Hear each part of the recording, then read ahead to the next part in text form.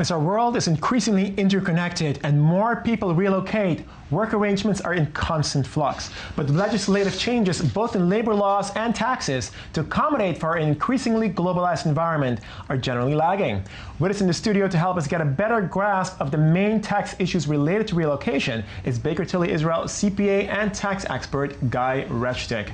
Mr. Reshtick, thanks for joining us. Hi, good evening.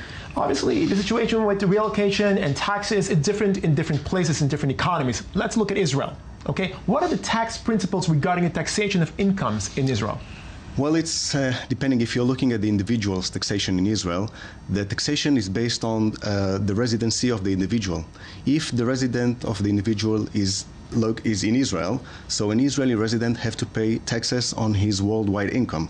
So let's take an Israeli who is working outside of Israel. If he's still an Israeli resident, he have to pay taxes here because the residency is the factor that... What determines his residency? Like how many days does he have to actually be in Israel to be considered resident in Israel, so to speak? Well, in fact, you have two different criteria. One is regarding the number of days, and the other one is regarding the center of life.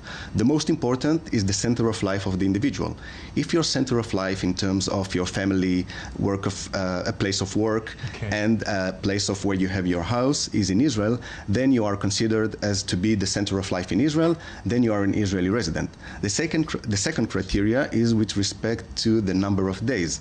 If you're spending in Israel more than 183 days per year, then you are considered as an Israeli resident, and then you'll pay taxes here on your worldwide income. Okay, for those of us who didn't really fully understand, because it's quite complicated, I mean, if an Israeli citizen made relocation going to China or Canada, wherever it may be, and he started working there, is he considered an Israeli resident abroad according to the Israeli tax law? Well, depends. First of all, if the relocation is for, I don't know, let's take 6 months, then he still be considered as an Israeli resident.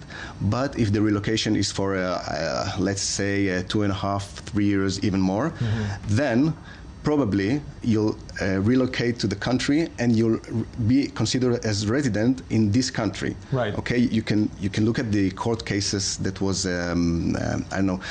Let's take a court case which was a few weeks ago regarding an employee of Sim, a lady who went to relocation. Zing, the shipping company, who made relocation to Hong Kong together with her 2 kids and her husband.